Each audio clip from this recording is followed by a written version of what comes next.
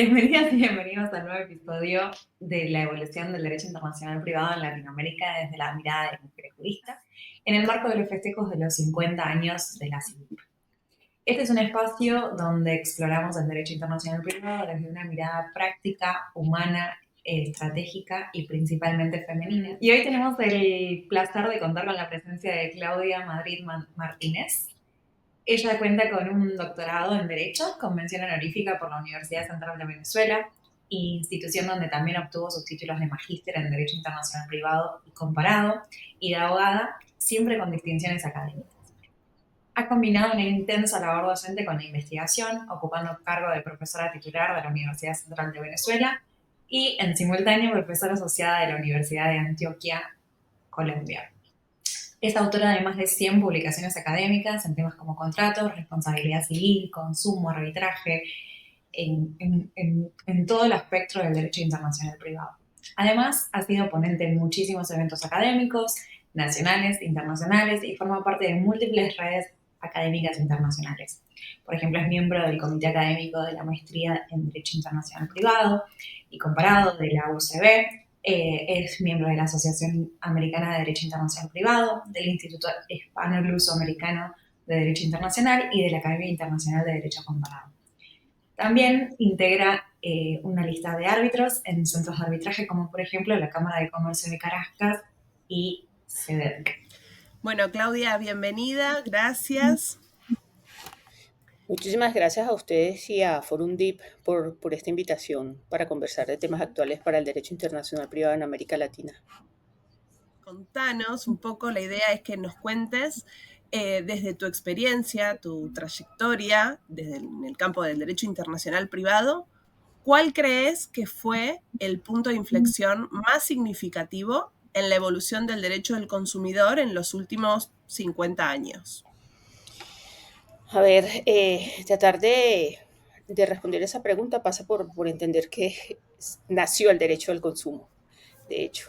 Pero voy a tratar de aterrizarlo desde la perspectiva de los derechos colombiano y venezolano para entender un poco lo que pasa internamente y a partir de allí poder mirar esto desde el derecho internacional privado. Porque desde el derecho internacional privado, debo adelantar, pues al menos en nuestra región no ha pasado mucho. En, el, en ambos países, tanto en Venezuela como en Colombia, en el 99 en el caso de Venezuela, en el 91 en el caso de Colombia, la protección al consumidor recibió un reconocimiento constitucional. Y eso, desde luego, es un avance. Ambas constituciones se inscriben en lo que fueron las modalidades de constituciones de las últimas 2 décadas del siglo pasado en el mundo. Y desde allí se reconoce la necesidad de proteger al consumidor incluso como una obligación del Estado. Pero tal vez ese punto de encuentro a partir del reconocimiento constitucional termina allí, porque la evolución respecto de atender a esa orden del constituyente tomó caminos muy distintos en ambos países. En el caso de Venezuela, Venezuela ya contaba con normas de protección al consumidor desde la década del 70, que fue cuando empezó todo el boom de regulación del consumo fuera de los códigos civiles. Y en ese sentido es pionera, la primera ley es del 74. Esta ley fue evolucionando, adaptándose a los nuevos desarrollos en el derecho comparado, pero llegó a un punto en el que murió y comenzó en Venezuela un proceso de desmantelamiento de las normas de protección al consumidor. En el 2010 se promulgó la Ley para la Defensa de las Personas en el Acceso a los Bienes y Servicios, que intentó de hecho suprimir la voz consumidor porque se hizo como un cierto paralelismo con el consumismo, lo cual no era muy bien visto, y se empezó a hablar de las personas en el acceso a los bienes y servicios. Pero en 2014 esta ley fue derogada por una ley sobre precios justos, que es como, siempre lo pienso, es como derogar la ley del trabajo y sustituirla con una ley de salarios justos. Es decir, un solo de los aspectos del derecho de consumo es abordado por esa ley. Y respecto a la protección del consumidor específicamente, lo que tiene es un catálogo de derechos que tampoco son atendidos en la práctica. En el caso de Colombia, la evolución fue como un poco inversa, porque se da la orden en el 91, pero el legislador, como si esto no es conmigo, no pasó nada, había unas cuantas normas dispersas de protección de compradores en general, de hecho, y el mandato solo fue atendido en el 2011 cuando se promulgó el Estatuto del Consumidor. Tiene normas, desde luego, bastante modernas, pero también muy pensadas en el mercado local. En ambos casos, tanto la legislación que hubo vigente en Venezuela como la que hay vigente en Colombia tenían, por ejemplo, protección en el comercio electrónico, que es una relación que uno piensa es naturalmente internacional. Sin embargo, al menos en el caso de Colombia, ha hecho una reforma en el 2024 enfocada en comercio electrónico, pero siempre pensada en prestadores de servicio o proveedores de productos localizados en Colombia, es decir, nada de internacionalidad. Quería hacer como este breve recuento de lo que son los sistemas internos en Colombia, que hay una regulación más o menos eh, exhaustiva, un poco siguiendo los parámetros de la regulación de la protección al consumidor en el mundo. Y el caso de Venezuela, que realmente no tiene muchas normas, tiene un catálogo de derechos tanto en la Constitución como en la Ley Orgánica de Precios Justos, que necesitan de un juez dispuesto a construir el sistema, pero en ambos casos muy encerrados en sí mismos, muy derecho interno. Nada de normas especiales de derecho internacional privado en esa normativa particular de protección al consumidor. Entonces, si a la pregunta inicial y nos preguntamos por un hito en los últimos 50 años, esa decodificación que se produjo en las relaciones de consumo, esa aparición de leyes especiales con un alto contenido social, con una consideración de la debilidad estructural del consumidor frente al proveedor de bienes y servicios, y un poco adaptando instituciones a esa condición del trabajador, como el prescindir de la necesidad de calificar la responsabilidad como contractual o extracontractual, la consideración de cláusulas abusivas en los contratos de consumo y demás. Eso creo que es lo más importante que ocurrió, al menos a nivel del sistema colombiano y el sistema venezolano. Ya el derecho internacional privado será otra historia. ¿Y han tenido casos jurisprudenciales quizás aislados? Porque, a ver, si bien tengo entendido que en Venezuela hay un código de derecho internacional privado o una ley de derecho internacional privado, en ese caso no hacen una aplicación, no sé, quizás desde el lado jurisprudencial, que haya habido algún caso resonante. Y en el caso de Venezuela hay una ley especial, una ley que fue promulgada en el 99, en el 98, perdón, y entró en vigencia en el 99, pero la ley no regula especialmente casos de consumidor, lo cual es ciertamente llamativo. Tal vez en materia de contratos nosotros seguimos muy de cerca la Convención Interamericana sobre Derecho Aplicable a los Contratos Internacionales, que de hecho Venezuela es uno de los 2 países en los cuales está vigente la convención. Y se pensó mucho el contrato desde la concepción clásica del contrato como acuerdo de voluntades entre partes que tienen semejante poder de negociación, que es más o menos lo que le pasó a todos los códigos y normas de derecho internacional privado en América Latina, con excepciones recientes del 2014 para acá. Entonces no hay normativa especial.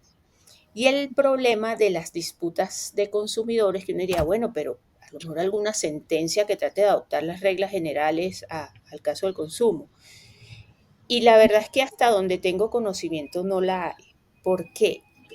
Porque, a ver, las relaciones de consumo mueven el comercio internacional, pero lo mueven como desde las sombras, porque individualmente consideradas nadie va a emprender una disputa por $20, cuando la disputa le puede costar muchísimo más. Entonces, ha sido realmente, ha habido sí una jurisprudencia considerable para acciones colectivas, por ejemplo, pero todo a nivel interno, nada en derecho internacional privado. Entonces, al menos hasta donde yo sé, no hay, no hay jurisprudencia siquiera que indique cómo se aplicarían esas reglas generales al consumidor internacional. Pero yo creo que es más por las dificultades propias de la relación y por la cuantía de la relación, que son como un desincentivo para emprender acciones. Si ampliamos entonces la mirada, ¿no? Más allá de los casos nacionales, ¿cómo describirías el estado actual del derecho internacional privado del consumidor en lo que es Latinoamérica? En una palabra suave, creo que no es bueno, porque, como te digo, salvando los casos de codificaciones más recientes, como el caso de Argentina, Uruguay, incluso el caso de Panamá o la República Dominicana, no hay normativa especial. Ni a nivel, hay el caso de Brasil, desde luego, pero es decir, Brasil, yo creería que en materia de consumo están en otra etapa totalmente diferente de la que estamos el resto. Eh, pero no ha habido mucha reacción y yo creo que un poco al derecho internacional privado lo que le pasó lo que inicialmente le pasó al derecho civil. Si, mira, si tengo un contrato o una relación extracontractual, pues vamos para el código, ahí están las soluciones. Y un poco se ignora ese cisma, y yo lo veo particularmente así, que sufre el contrato cuando ya yo no puedo hablar de acuerdo entre dos partes con semejante poder de negociación, cuando tengo relaciones asimétricas, porque es que la relación de consumo además nace como con esa falencia de la debilidad estructural del consumidor que no puede negociar con el proveedor de bienes y servicios y con el agravante de que el consumidor está satisfaciendo una necesidad y para él el ponerse a poner una balanza, bueno, las cláusulas tales o cuales o este contenido contractual, bueno, no, él tiene una necesidad, la satisface y punto. Entonces eso no es como mirado de cerca. De hecho, los comentaristas de la Convención de México dicen que uno de los pecados de la convención no es tanto no haber regulado las relaciones de consumo, sino no haberlas excluido y haberlas dejado expuestas a soluciones generales pensadas para contratos de libre discusión o contratos paritarios, porque es que al consumidor esas soluciones no le sirven tanto. Si uno lo ve en derecho comparado, y sobre todo a nivel de derechos europeos o de sistemas europeos de derecho internacional privado a nivel estatal, muchos incluso admiten la solución general, pero dicen, ajá, pueden elegir derecho aplicable, pero vamos a ver, vamos a establecer ciertos límites. Incluso en el reglamento Roma 1 se lo ve así, elijan, pero preservando la aplicación de las normas de protección al consumidor vigentes en su domicilio. En América Latina no ha pasado nada semejante a pesar de los intentos. Y todos tenemos en mente cuando pensamos en esos intentos, la propuesta de Buenos Aires, liderada por la profesora Claudia Lima Márquez, para la regulación de las relaciones internacionales de consumo, que al final fue un poco ignorada por la OEA, porque fue así como sí, en las 7, sí, en las 7:30, y seguimos al día de hoy, no tenemos relación de consumidores reguladas en nuestro principal y natural foro de codificación. Y al contrario vemos como en el caso de Mercosur, por ejemplo, que desde la década de los 90 se está preocupando del consumidor y que con este segundo aire que ha tomado en los últimos tiempos se ha abocado de frente y con herramientas que a lo mejor uno dice, mire, esto no es propio del derecho internacional privado, pero son herramientas pensadas para resolver la aplicación, por ejemplo, piloto de la plataforma brasileña para las reclamaciones de consumo, que es una manera bastante efectiva para garantizar acceso a la justicia al consumidor y resolver ese detalle de poner en la balanza costos de mi reclamación y costos de llevar un proceso que además tiene carácter internacional. Entonces, yo creería que lamentablemente nuestro derecho internacional privado, pensándolo en términos generales y con contadas excepciones, la verdad es que no ha hecho mucho. Y ojo que no lo comparo con lo que ha ocurrido en el caso de la Unión Europea, sino pensando incluso en la importancia que tiene América Latina para el derecho internacional privado mundial.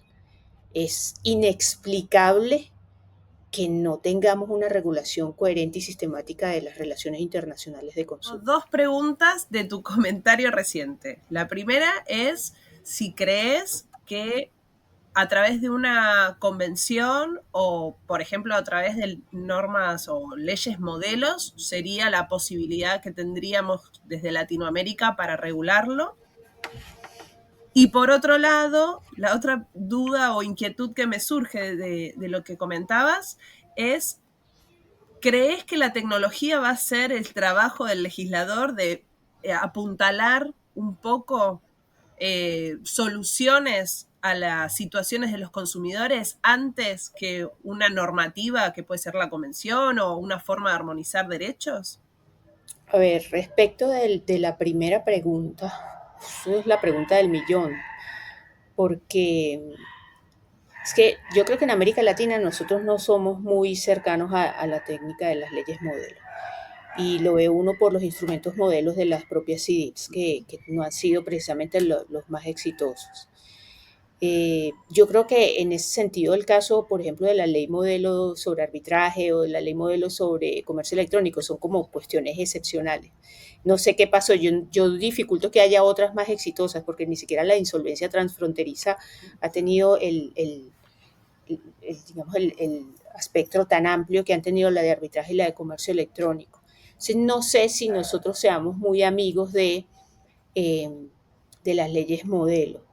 El tratado creo que es más cercano a nuestra idiosincrasia, podría ser más efectivo, pero el tratado también necesita un trabajo porque cuando uno ve las primeras ratificaciones de las CIDIP de Panamá, por ejemplo, que las 6 convenciones fueron ratificadas prácticamente de manera inmediata como por 5 o 6 países en el momento.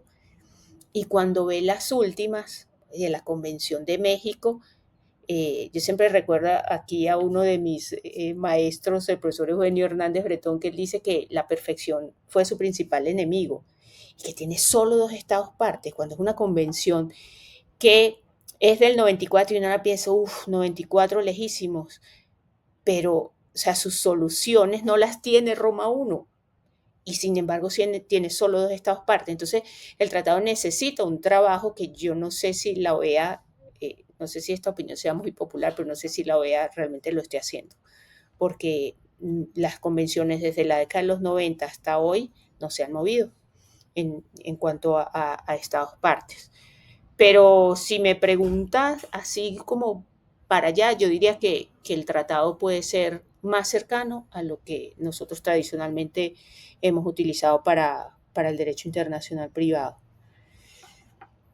Y respecto de la tecnología, yo creo que ya lo está haciendo, ya está trabajo, porque entonces nosotros vemos que plataformas como eBay, por ejemplo, tienen como sus propios sistemas internos de resolución de conflictos o plataformas de intermediación financiera, tienen incluso acciones preventivas. Por ejemplo, una plataforma se me viene ahora como RTM. Cuando uno hace una operación cambiaria, RTM no libera los fondos para ninguno hasta que RTM tiene ambos fondos y hace el intercambio y así previene cualquier tipo de problema posterior. Entonces yo creería que la tecnología que se ha generado nuevos productos y nuevos actores también está generando nuevas formas de resolver antes de llegar al tema litigioso. Y tal vez mecanismos poco ortodoxos o lo que se quiera, pero están funcionando. Y están funcionando y tal vez la ausencia de jurisprudencia en los distintos estados nos pueda a nosotros también hablar un poco de cómo funcionan esos sistemas de arreglo de diferencias en este tipo de plataformas. Porque, por ejemplo, bueno, unas cercanas a ustedes, siempre le digo de remate y no es de remate. ¿Cómo se Mercado llama? Libre. Mercado Libre. Mercado Libre, o sea, opera la devolución sin pelear. Si usted no, si le llegó un producto defectuoso, usted pide devolución y le hace su devolución y aquí nadie peleó, todos felices y sin problema.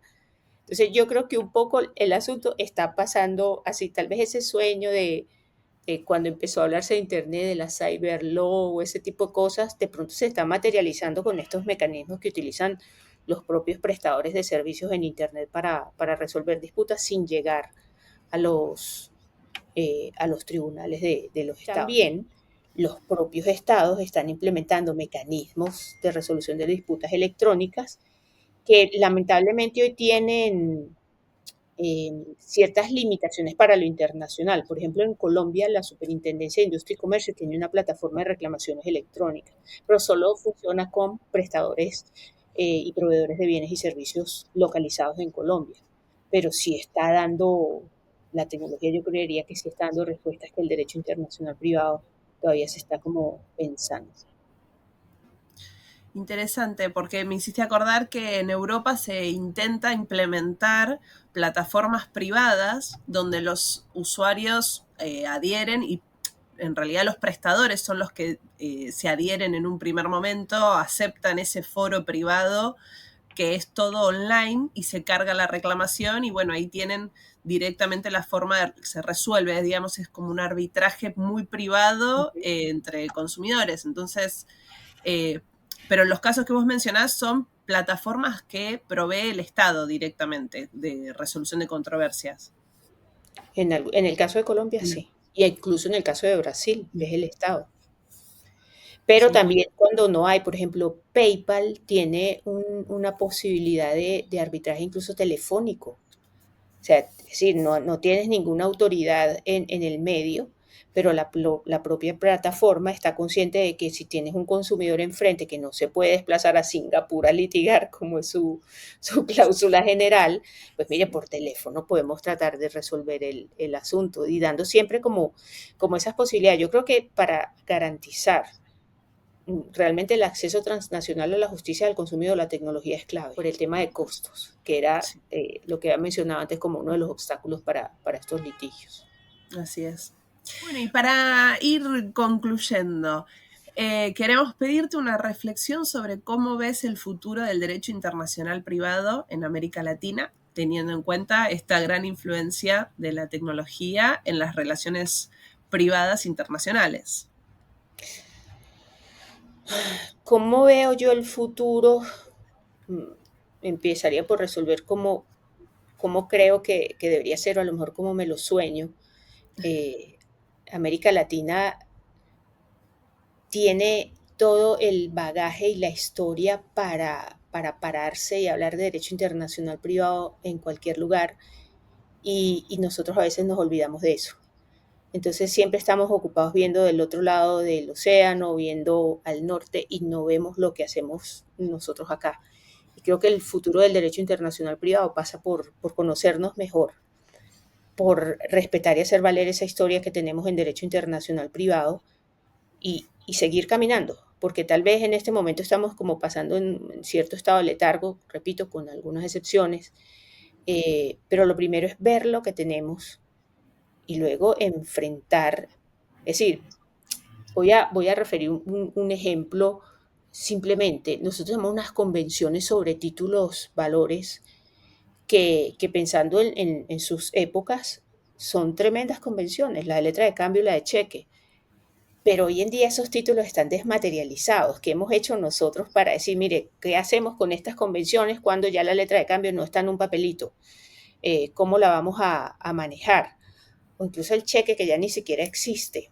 Entonces, yo me veo el futuro tal vez abocándonos a los que tenemos, haciendo un balance honesto de lo que tenemos, eh, inventariando nuestras necesidades y pensando en cómo realmente enfrentarlas. Y yo creo que en ese sentido el tema del consumo es una de las tareas urgentes que atender y creo que sería una excusa muy válida para volvernos a sentar a la mesa en las conferencias interamericanas especializadas de Derecho Internacional Privado y volver a abordar el derecho internacional privado con seriedad. Cuando uno lee las actas y documentos de las primeras CIDIPs, la verdad es que lo que provoca es como tener una máquina del tiempo y volver allá y oír a todas estas personas que construyeron nuestro derecho internacional privado, lo que discutían, la profundidad de sus debates.